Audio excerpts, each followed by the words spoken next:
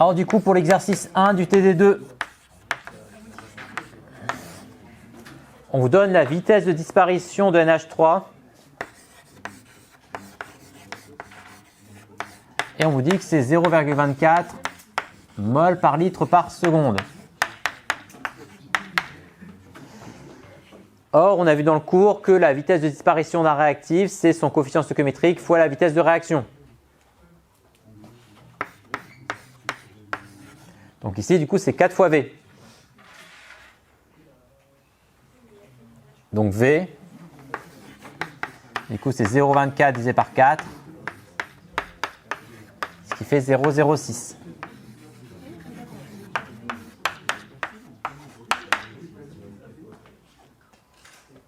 La vitesse de disparition de O2,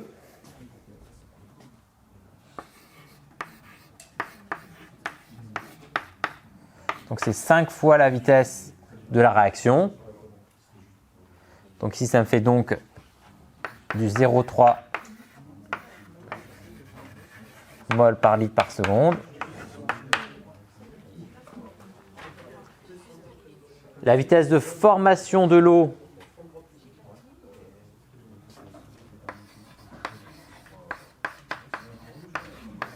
c'est donc 6 fois la vitesse. Donc 6 fois 6, donc 36. 0,36 mol par litre par seconde. Enfin, la vitesse de formation du monoxyde d'azote,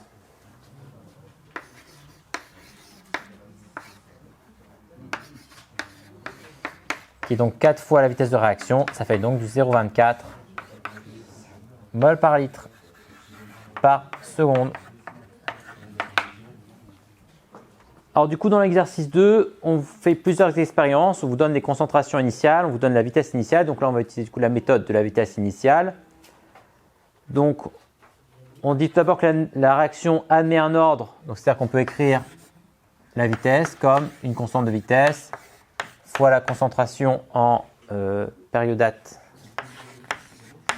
puissance alpha fois la concentration en iodure puissance bêta.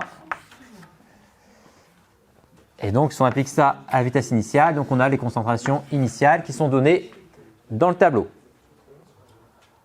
Ensuite, il faut tout le temps repérer 2 expériences pour lesquelles il n'y a pas eu de variation de concentration initiale.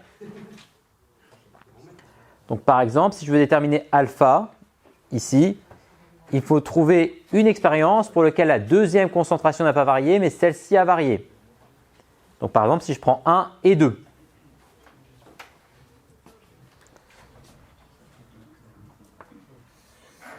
Ce qui note donc que le logarithme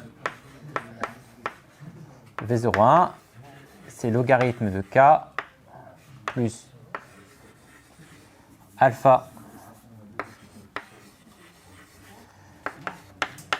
log de la concentration initiale pour l'expérience 1 plus bêta logarithme de la concentration initiale pour l'expérience 1. Je fais pareil pour l'expérience 2.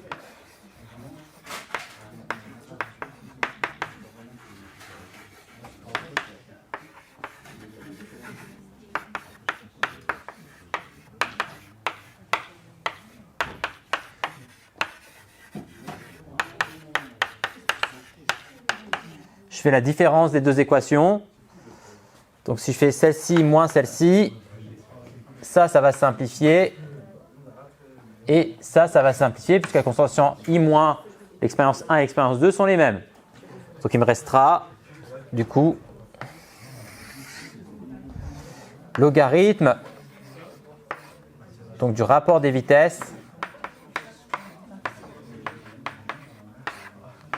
est égal à alpha logarithme du rapport des concentrations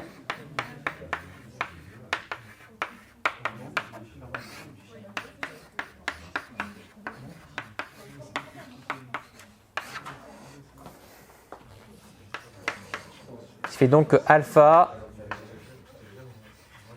ça fait log de 0,84 sur 1,17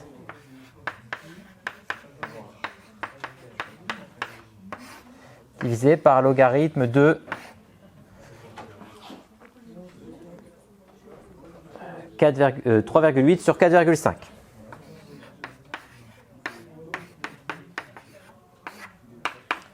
Et ça fait combien? Vous avez trouvé combien?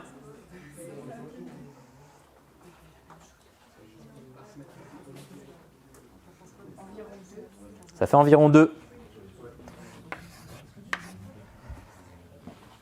On fait pareil pour bêta, sauf que cette fois-ci, il faut trouver 2 expériences pour lesquelles il n'y a que la concentration du coup en I- qui varie. On peut prendre par exemple 2 et 5 ou 1 et 4, comme on veut. Ça va donner normalement la même chose. Est-ce qu'il y avait d'autres choix? Non. Soit 1 et 4 ou 2 et 5.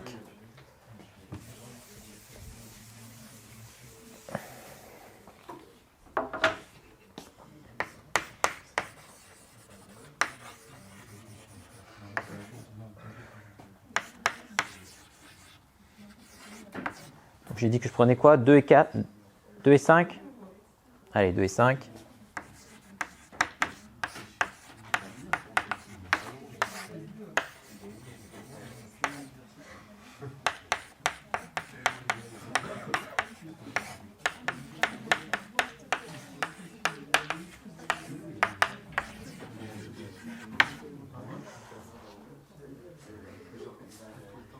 Alors, 1,17 sur 34,8.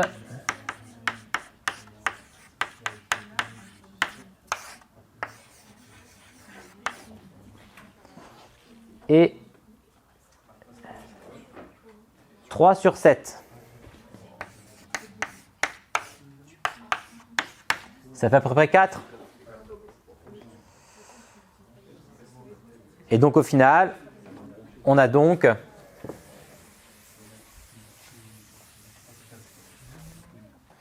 que la vitesse de réaction donc K fois I au 3- au carré I- puissance 4. Pour déterminer la valeur de la constante de vitesse, eh bien, il faut juste du coup prendre n'importe quelle expérience et faire l'application numérique.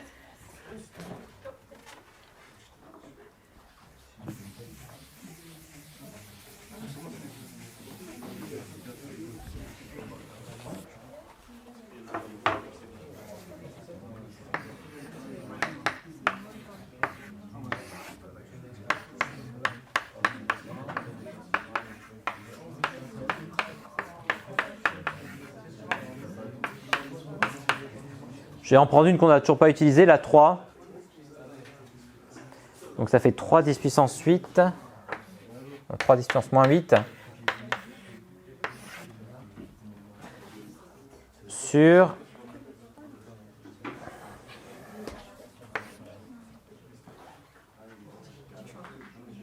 5 10 puissance moins 2 au carré fois I-, c'est 3,6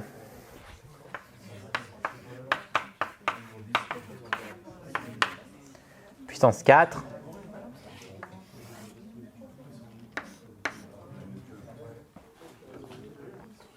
Là, il faut faire l'application numérique. Alors, 3 10 puissance moins 8 divisé par 5 10 puissance moins 2 au carré fois 3,6 10 moins 2 à la puissance 4. Ça fait du 7,1.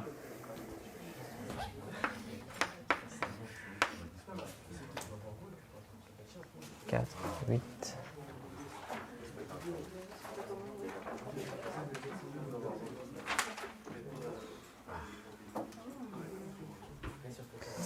Alors, l'unité, donc l'ordre global, il vaut 6. Donc, ce sont donc des moles moins 5, litres puissance 5, seconde moins 1. Alors du coup, au niveau de l'exercice 4,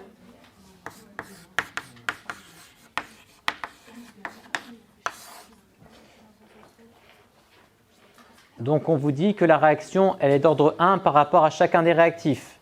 Donc on peut écrire du coup la vitesse comme K fois la concentration donc en ester, donc CH3CO C2H5,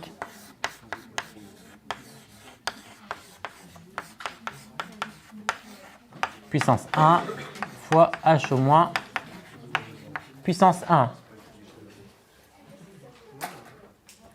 Or, on a introduit les réactifs en proportion stoichiométrique, donc ils le sont quel que soit le temps.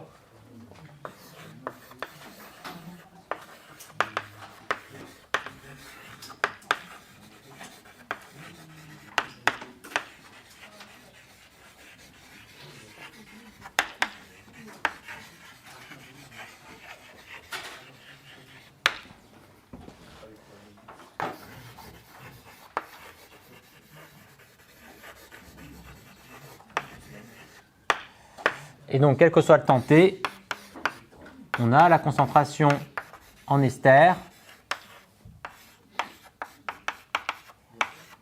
sur 1 qui est égale à la concentration en soude divisé par 1. Donc, je peux réinjecter là-dedans et je trouve donc que la vitesse, elle s'écrit tout simplement K fois la concentration au carré. Donc, la réaction est d'ordre apparent 2. Donc là, vous avez deux choix. Soit vous connaissez votre cours, donc vous savez comment évolue la concentration pour un ordre 2, soit vous le redémontrez. Bon, démontrer, c'est assez facile, hein. La vitesse, c'est moins la dérivée par rapport au temps de la concentration H au moins. C'est K fois H au moins au carré. On sépare les variables. Ça fait donc que la différentielle de la concentration sur la concentration au carré est égale à moins K dt. On intègre, donc ici, entre le temps 0 et 2 heures. Et on sait que dans ce cas-là, la concentration varie entre 0 et 25% de ces zéros.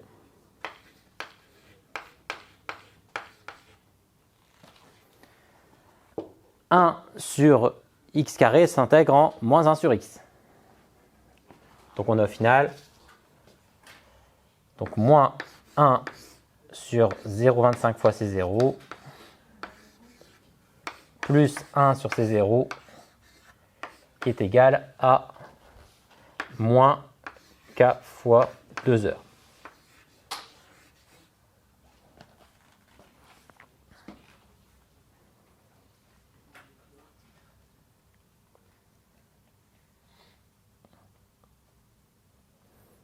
Autre méthode, vous savez directement que, parce que c'est dans le cours, que 1 sur la concentration, c'est égal à 1 sur la concentration initiale plus KT. Parce que ça, on l'a démontré dans le cours. Et donc, on retombe directement ici. Donc ça, vous intégrez, soit vous appliquez la formule. Ça donne le même résultat. Et bien, il ne reste plus qu'à calculer K. Alors, la concentration initiale, c'était combien? C'était 1 10 moins 2. Donc, K, ça fait donc 1 sur 1 10 moins 2 moins 1 sur, donc du coup, 2,5 10 moins 3 sur 2 heures, donc 2 fois 60 minutes fois 60 secondes.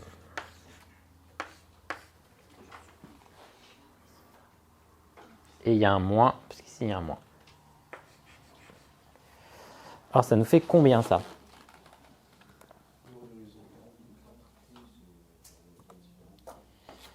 Alors, on va faire le calcul. 1 sur 1 10 moins 2 moins 1 sur 2,5 10 moins 3 divisé par 2 fois 60 fois 60.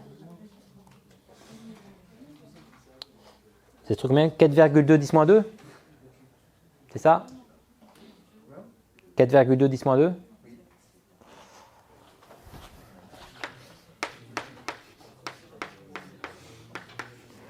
Attention à l'unité, c'est un ordre 2. Donc un ordre 2, c'est des mol moins 1 litres seconde moins 1. Puisqu'ici, j'ai pris soin de convertir mes heures en secondes. Est-ce que tout le monde a compris le raisonnement? C'est bon? Donc, il faut savoir faire si on vous dit qu'il reste un quart, s'il reste un tiers, s'il reste deux tiers. Qu'importe. Soit vous appliquez directement la formule, soit vous intégrez avec les données de l'énoncé. Ça donne le même résultat.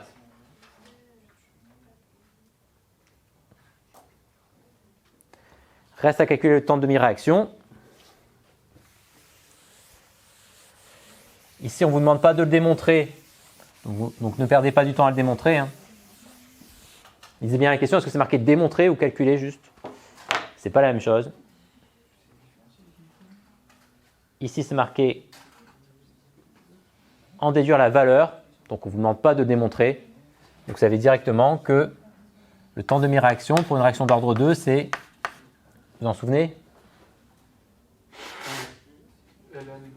Non, ça c'est l'ordre 1. L'ordre 2, c'est 1 sur... Voilà, 1 sur K, c'est 0.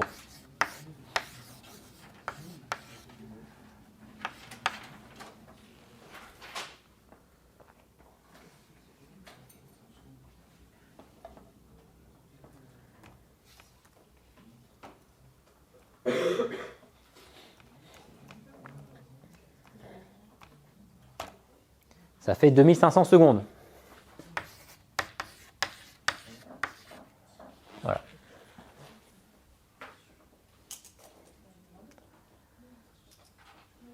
Donc c'est normal que le temps 1/2 soit plus petit que le temps pour en consommer 3/4.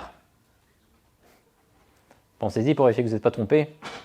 D'accord, puisqu'ici, 2500 secondes, ça fait 0,7 heures. Donc c'est normal qu'il nous faille moins de temps pour en consommer la moitié que pour en consommer 3/4. Donc pensez toujours à regarder, est-ce que les résultats que j'obtiens sont cohérents avec l'énoncé.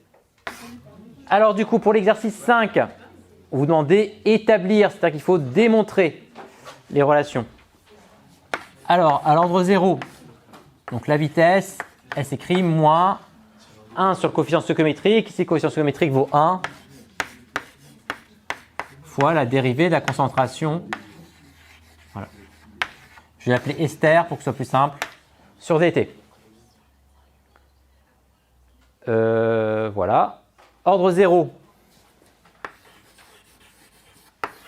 La vitesse s'écrit k fois la concentration puissance 0, c'est-à-dire k. Donc je me retrouve avec une équation différentielle qui est que moins d de la concentration en ester sur dt est égal à k. Je sépare les variables. Donc moins la différentielle de la concentration en ester est égal à k dt. Je vais passer le moins de l'autre côté. Hop. Donc j'intègre entre la concentration initiale et la concentration à l'instant t.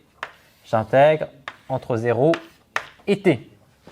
Ça me donne donc que la concentration moins la concentration initiale est égale à moins k le temps moins 0.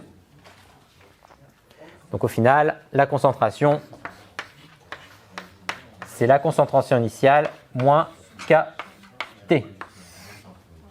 Donc ce sera toujours pareil, quel que soit l'exercice. La seule différence, ce sera ici le coefficient stoichiométrique qui va varier suivant les exercices. C'est la seule différence. Ordre 1, tout est pareil, sauf là, où je serai puissance 1. Donc tout est pareil, sauf là.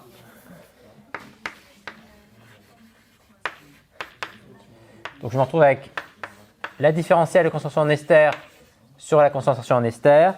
Donc ici, je me retrouve avec un logarithme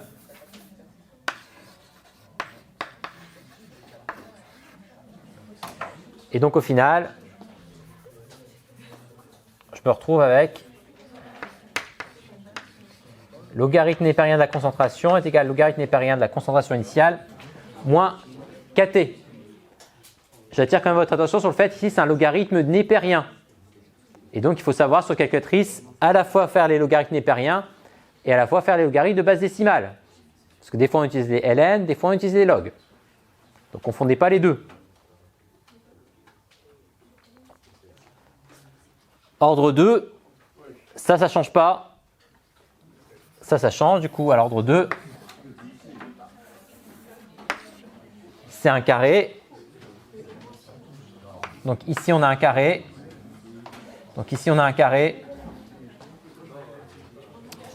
Donc ici ça donne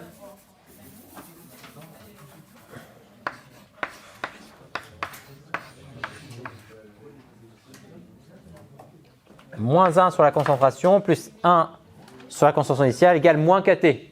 Attention, quand on intègre 1 sur x au carré, ça donne moins 1 sur x. N'oubliez pas le moins ici.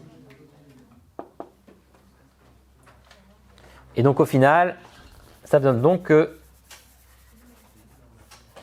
1 sur C, c'est 1 sur C0 plus kT.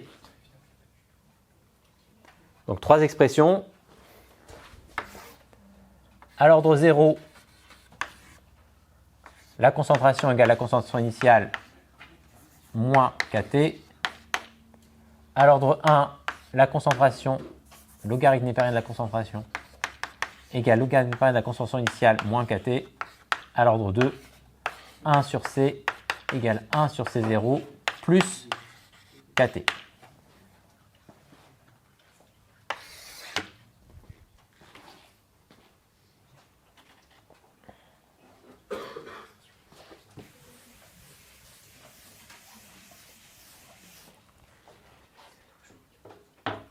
Alors, pour chacune des ordres précédents, quel graphique doit-on tracer? Eh bien, donc, on doit tracer, du coup, pour l'ordre 0, C en fonction de la concentration, C en fonction du temps, excusez-moi. Pour l'ordre 1, logarithme népérien de la concentration en fonction du temps. Et pour l'ordre 2, 1 sur C en fonction du temps. Et ces 3 régressions linéaires-là, il faut absolument apprendre il faut vraiment savoir les faire pour l'examen, sur votre calculatrice, collège.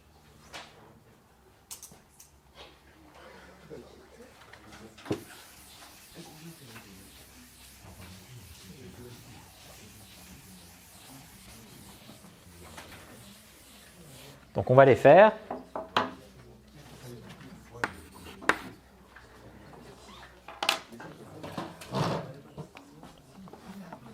Alors, du coup,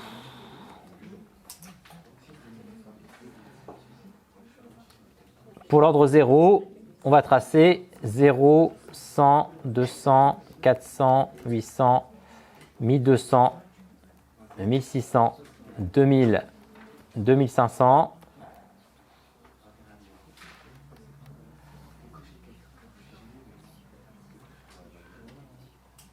Alors, 2, 10 moins 2.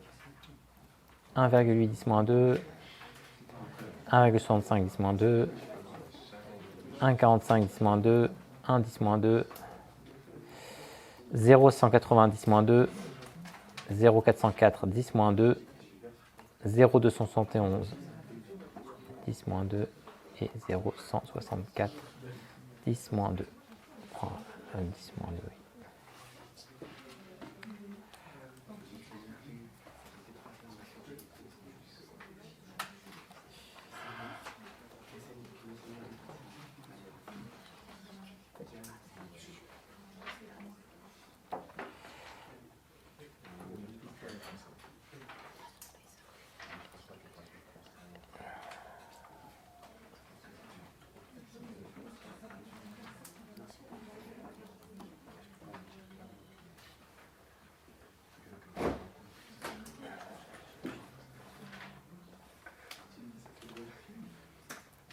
Alors, pour l'ordre 0, je trouve un R carré de 0,9418.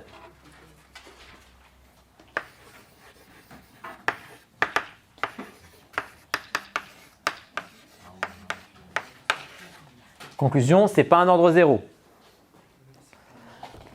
On va tester l'ordre 1. On trace logarithme népérien des valeurs précédentes. Attention, bien, ln n'est pas log.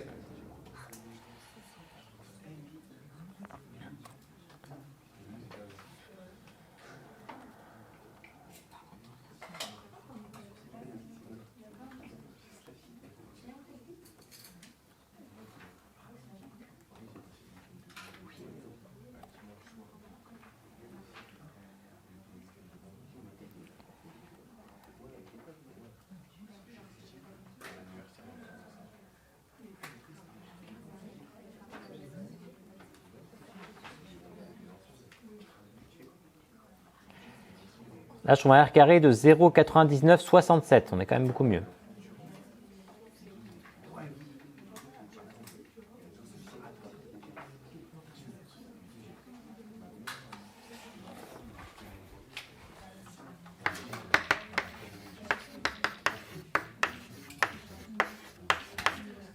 Attention, si votre calculatrice donne un R, il faut le mettre au carré. Hein. C'est le coefficient de détermination qu'il faut regarder. Regardez bien si votre calculatrice donne le R ou le R carré. Il faut bien le mettre au carré. Il reste à tracer du coup la troisième régression linéaire. Donc 1 sur la concentration.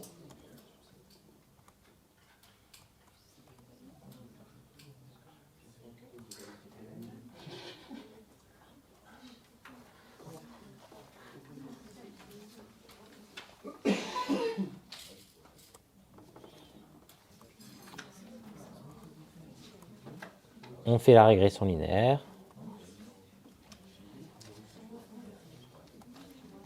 Et je trouve un R carré de 0,8813.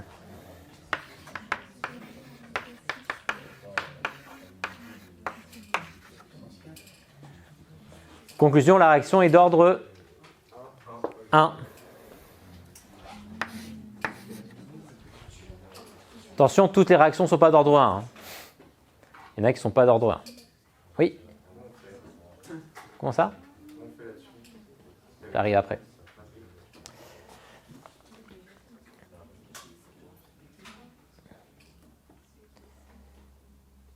La constante de vitesse.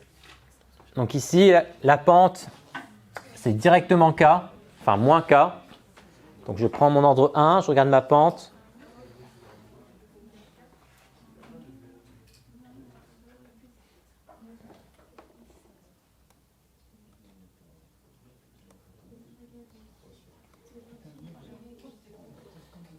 Ma pente, elle va aller. Hop, donc il faut que je prenne le A.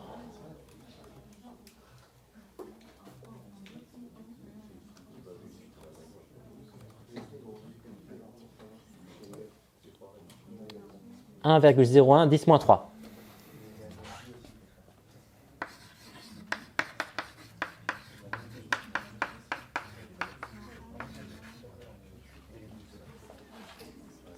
Moins 3,87.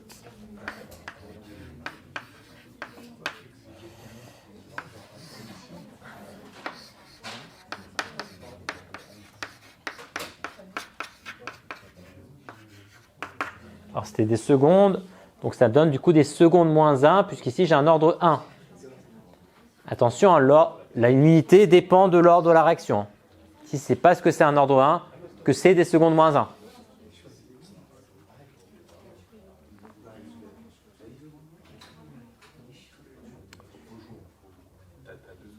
Calculer le temps de demi-réaction. Le temps de demi-réaction, ici on demande juste de calculer, non pas de le démontrer. Donc ne vous fatiguez pas à démontrer la réponse. C'est juste de calculer, du coup, P1,5, c'est ln de 2 sur K.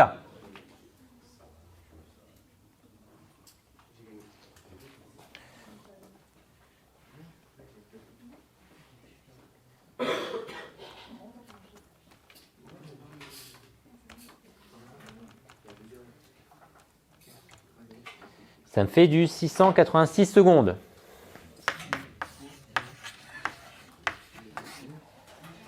est-ce que c'est cohérent avec les valeurs qu'on a mesurées? Donc il faut regarder à peu près à quelle valeur de temps je suis à la moitié de la concentration. Alors si on regarde les énoncés, on doit être aux alentours de 800. Bon, ça va.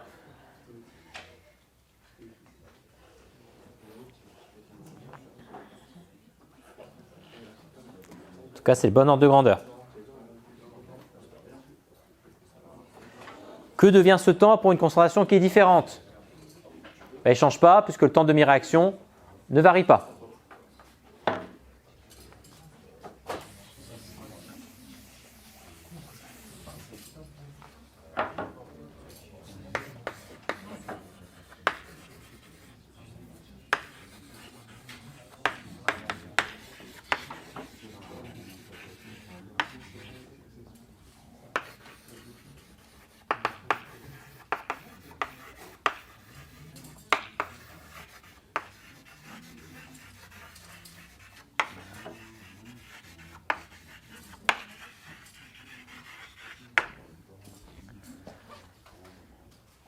Dernière question, on vous donne la constante de vitesse à différentes températures. On vous donne à 450, on vous donne à 500. Déjà, vous pouvez voir que les constantes de vitesse qu'on vous donne, elles sont du même ordre de grandeur que celles que vous avez calculées. Donc on sait qu'on ne s'est pas trompé à la question précédente, parce que c'est du même ordre de grandeur. Maintenant, on en a deux, donc il faut faire le rapport, hein, comme ce qu'on a vu en cours. Donc à 450 et à 500 degrés. La constante de vitesse d'après la loi d'Arrhenius, elle s'exprime exponentielle de moins l'énergie d'activation sur RT. Donc si je fais la constante de vitesse à une température divisée par la constante de vitesse à une autre température,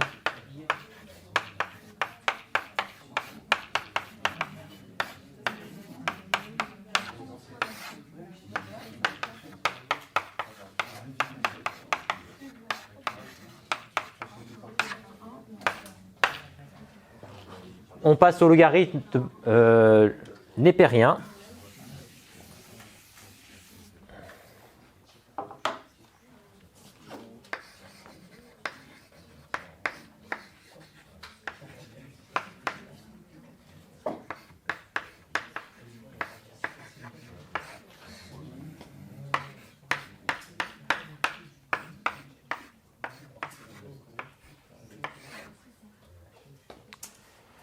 Et donc au final, l'énergie d'activation, c'est moins R, logarithme de K1 sur K2, divisé par 1 sur T1 moins 1 sur T2. Attention, il faut convertir en Kelvin. D'accord? Elle vous donne en degrés Celsius, mais il faut convertir en Kelvin. Alors ça donne quoi du coup?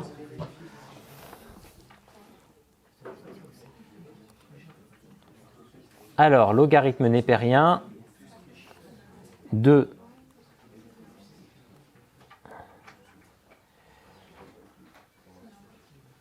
0,883 sur 770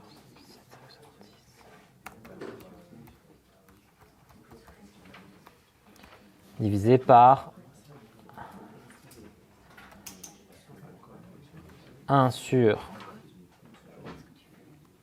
alors 450 plus 273 pour convertir en Kelvin, moins 1 divisé par 450, pas 450, c'est combien l'autre? C'est 500 plus 273 fois 8, 314. Ça me fait du moins 200 kJ par mol. Du 200, excusez-moi, kJ par mol.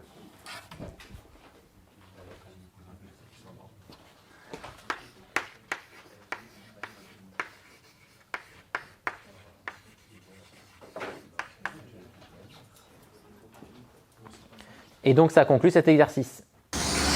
Donc, on étudie la réaction de dissociation du chlorure de sulfonyle, SO2Cl2. Donc, il se dissocie en SO2 et en Cl2. Et on définit le coefficient de dissociation comme ce qui a réagi par rapport à la quantité de matière initiale. Donc du coup, par définition, alpha, c'est ce qui a réagi, donc l'avancement, divisé par la quantité de matière initiale. Exprimer la relation entre la concentration SO2, l'initiale, et alpha. Il faut donc exprimer l'avancement en fonction de la concentration en SOCl2. Donc si je fais l'avancement, du coup, la concentration en SO2Cl2, c'est donc la concentration initiale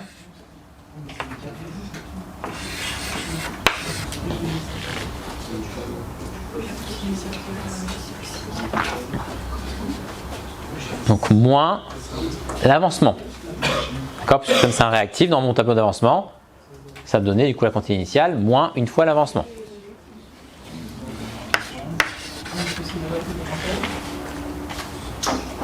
Initial moins l'avancement.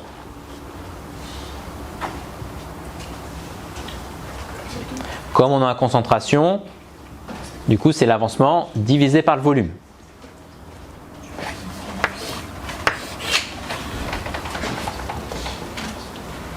Est-ce que ça va pour tout le monde? C'est bon? Donc l'avancement,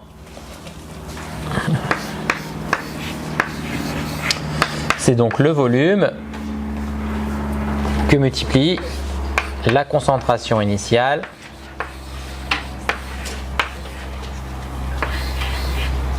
moins la concentration à l'instant T.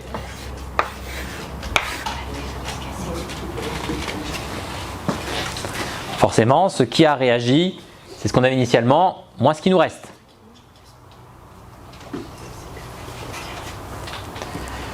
Donc alpha, c'est donc le volume sur N0 fois la concentration initiale moins la concentration à l'instant T. Mais N0 sur V, c'est la concentration initiale, par définition. Ok? Ça me donne donc au final que alpha, c'est 1 sur la concentration initiale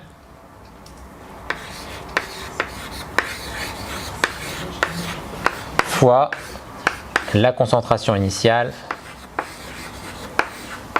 moins la concentration à l'instant T.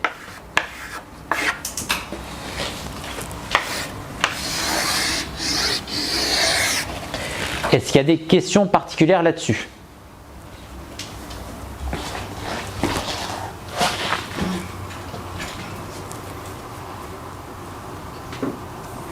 Là, on a juste utilisé le tableau d'avancement pour exprimer alpha.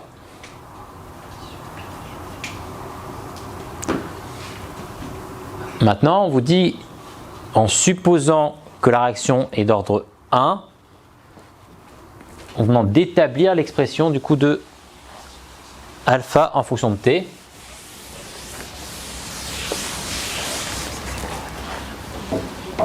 Donc, on reprend les mêmes expressions d'habitude. Donc, pour un ordre 1, on a que la dérivée moins la dérivée de la concentration par rapport au temps qui est égal à k fois la concentration.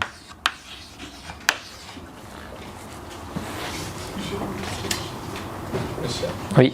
là, il n'y a pas. Quand vous avez mis SO2, CL2, enfin la concentration moins. Ah, j'ai oublié mon 0 ici. Donc, ça, comme d'habitude, j'intègre.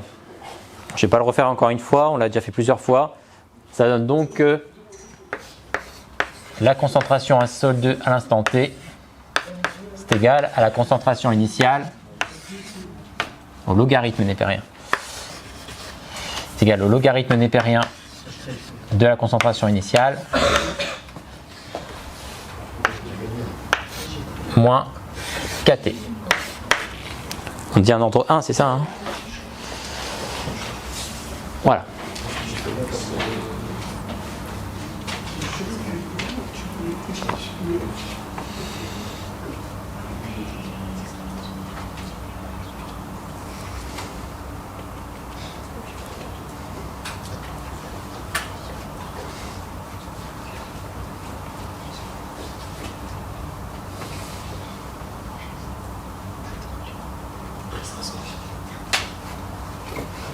Donc si je veux alpha, il faut que dans cette expression-là, je fasse intervenir du logarithme.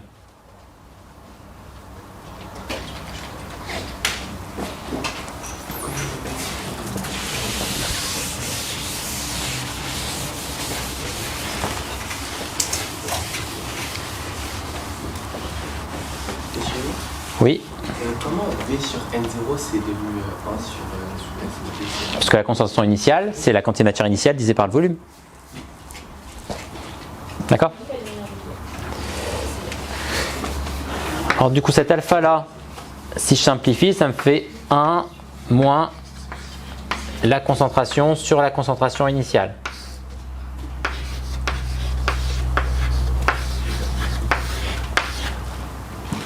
Tout le monde est d'accord?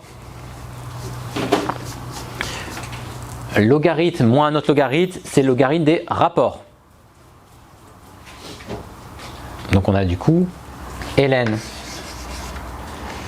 de SO2CL2 sur SO2CL2 qui est égal à KT moins KT.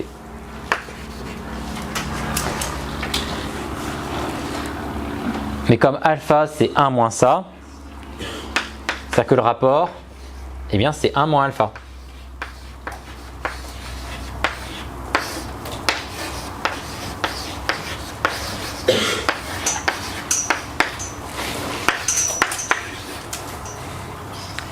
Et donc ça, du coup, c'est ln de 1 moins alpha.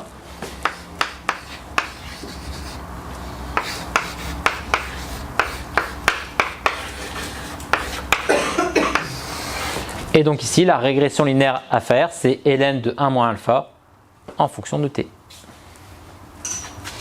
C'est ce qu'il faut tracer, du coup, c'est ln de 1 moins alpha en fonction de t.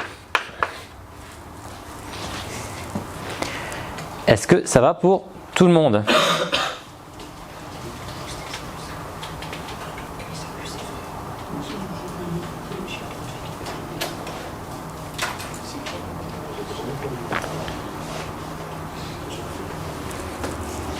Et donc maintenant, on va faire cette régression linéaire. Hop là.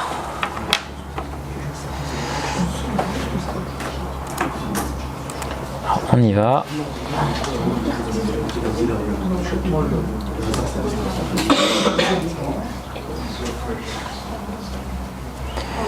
Donc le temps c'est 10 minutes, 20 minutes, 30 minutes, 40 minutes, 50 minutes. Et on met en face du coup le logarithme népérien de 1 moins 0,181. Le deuxième c'est le logarithme népérien de 1 moins 0,327. La deuxième c'est le logarithme népérien de 1 moins 0,450. Logarithme népérien de 1 moins 0,547. Et enfin, logarithme népérien de 1 moins 0,630.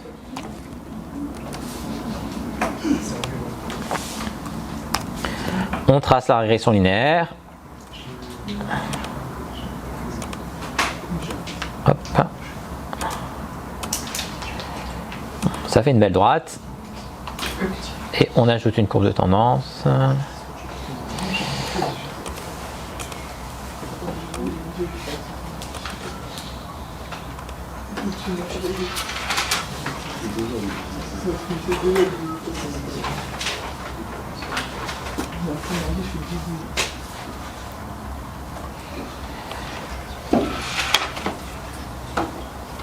Ça me fait y égale moins 1,99 10 moins 2.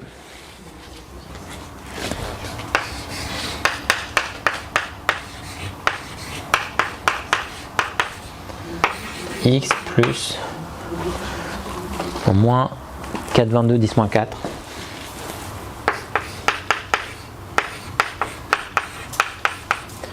Et au niveau du r carré,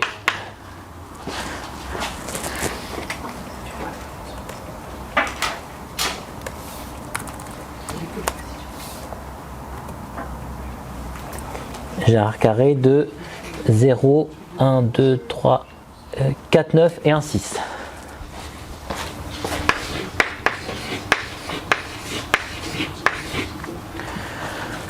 Donc ça marche plutôt pas mal. Donc on a bien un ordre 1, la réaction est bien vérifiée et donc la constante de vitesse c'est la pente. Donc la constante de vitesse elle vaut du coup 1,99, 10 moins 2. Unité c'est du temps moins 1 puisque c'est un ordre 1. Le temps ici était en minutes. Donc du coup ce sont des minutes moins 1.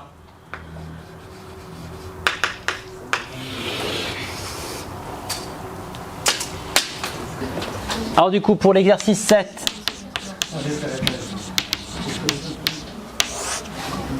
alors petit 1, on vous dit qu'on se place dans un large excès. Donc là on va faire l'hypothèse du coup de la dégénérescence de l'ordre. Donc la vitesse de réaction,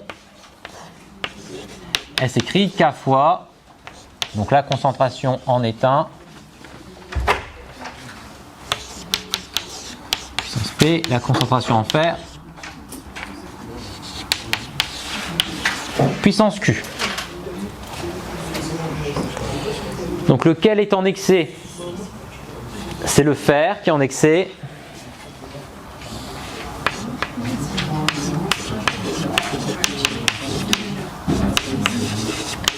Ce qui veut dire que sa concentration, c'est à peu près sa concentration initiale.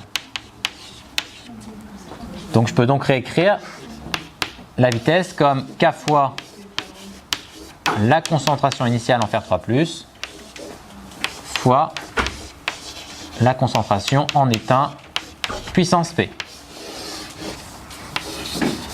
Et donc tout faire passer dans une constante apparente. Donc tout se passe comme si on avait une réaction avec un seul ordre. Et donc là on peut appliquer ce qu'on a vu dans le cours sur le fait que si c'est proportionnel à la concentration, c'est un ordre 0. Si c'est indépendant, c'est un ordre 1. Si c'est inversement proportionnel, c'est un ordre 2. Ici, on vous dit que c'est indépendant. Donc, c'est-à-dire que P vaut 1.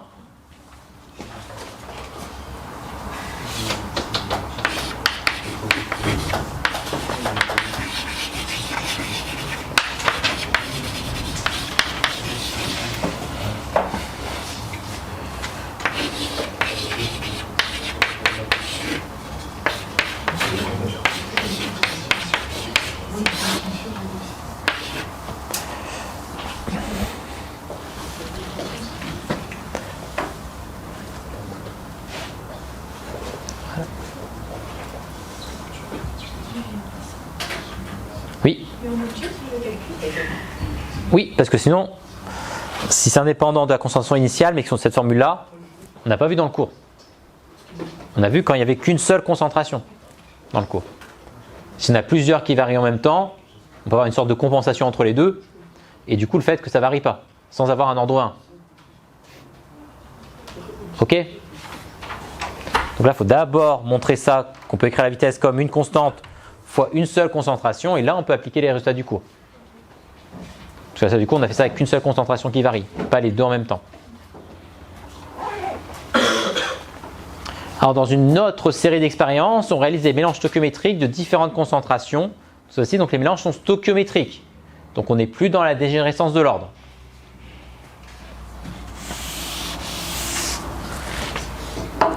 Donc si on a un mélange stoichiométrique,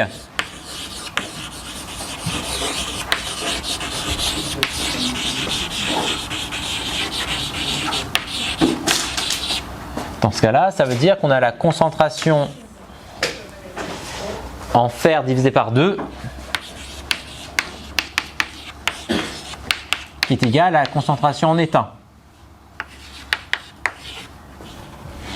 N'oubliez pas le coefficient stoichiométrique. Parce qu'il y a un 2 devant le fer. Donc si je réinjecte là-dedans, donc ça c'est plus valable parce que je suis plus en excès.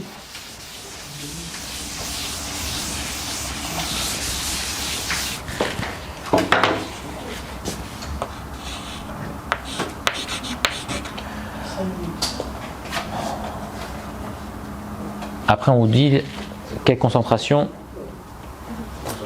On parle que du fer 3+, après, donc on va tout exprimer en fonction de fer 3+. Donc l'étain c'est fer 3+ divisé par 2, donc ça fait K fois fer 3+ divisé par 2 puissance P. Enfin P valait 1, donc on peut mettre 1 fois concentration en fer 3+ puissance Q. Donc ça me fait donc du K fois K sur 2 fer puissance 1 plus Q.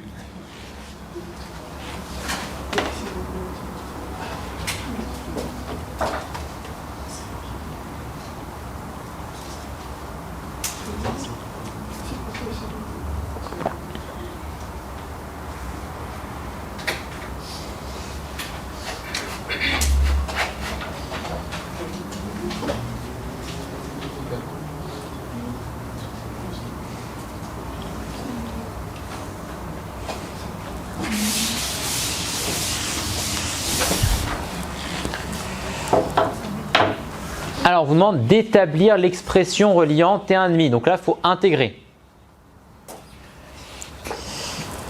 Donc ici, on vous dit tout d'abord que on voit que ça dépend de la concentration C0. Donc si ça dépend de la concentration C0, c'est-à-dire que ça ne vaut pas 1. Parce que sinon, ça serait indépendant de C0.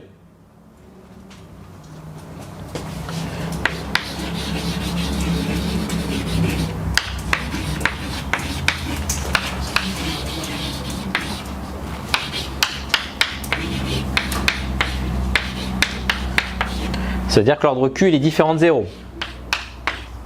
C'est-à-dire que l'ordre Q il peut valoir 1, 2, 3, 4, 5, etc.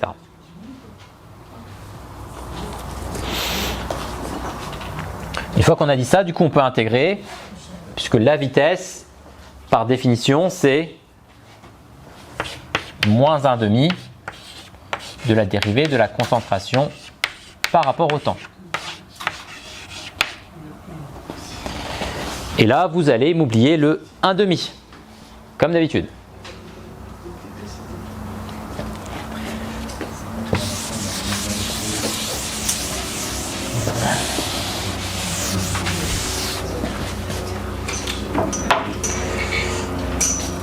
Donc au final, on a ça égal à ça, ce qui me donne donc l'équation différentielle séparée suivante. La différentielle de la concentration sur la concentration puissance 1 plus Q qui est égal à moins KT. On intègre, alors comment s'intègre 1 sur 1 plus alpha s'intègre en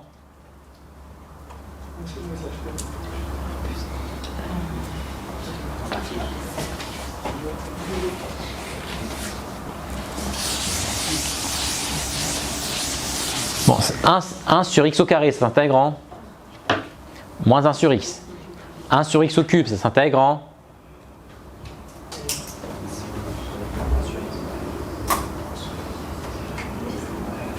moins 2 sur x au carré.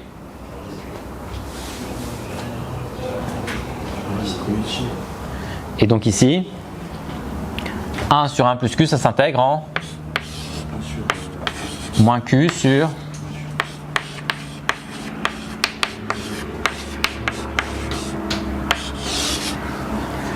2 plus q.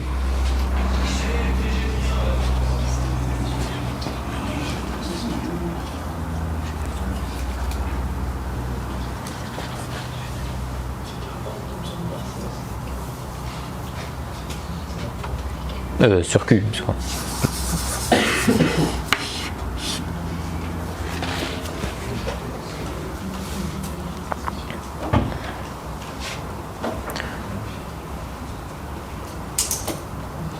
On comprend entre la concentration initiale et la concentration initiale divisée par 2. C'est égal à moins K T1 demi moins 0.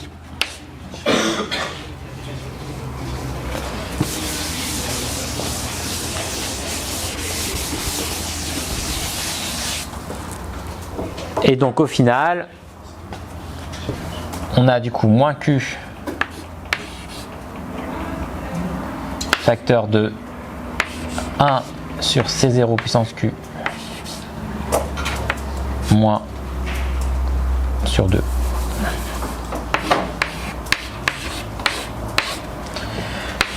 Bon, 1 sur C0 puissance Q est égal à moins K T1 demi.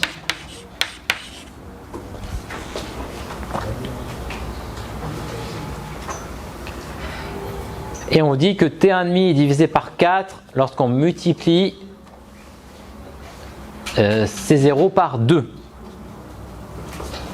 Du coup, que vaut Q?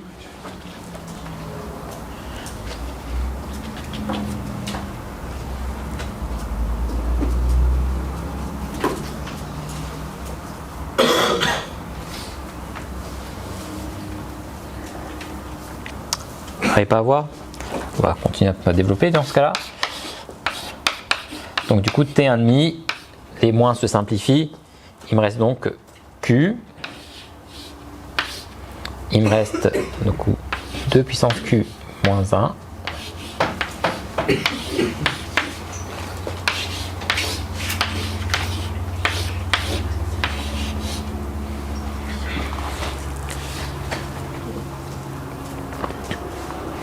Oui. Comment on passe de la F3, la première ligne, à la deuxième ligne? Celle-ci, j'ai juste intégré. Entre 0 et T1,5. Donc entre la concentration initiale et la concentration initiale divisée par 2. Oui. Comment on passe de l'avant-dernière à la dernière? Ici à ici? J'ai juste du coup ici, il manque mon cas.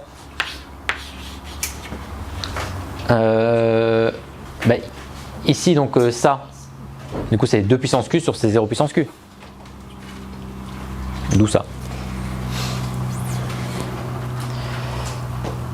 Donc si je multiplie du coup C0 par 2, ça divise par 4. C'est-à-dire que Q vaut combien?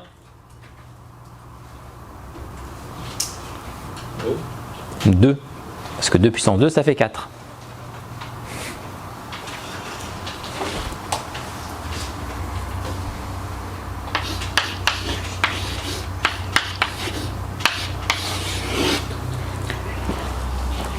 Tout le monde a compris pourquoi Q valait 2? Parce que quand je mets un 2 ici, il faut que ça fasse un 4. C'est-à-dire que du coup que Q vaut 2.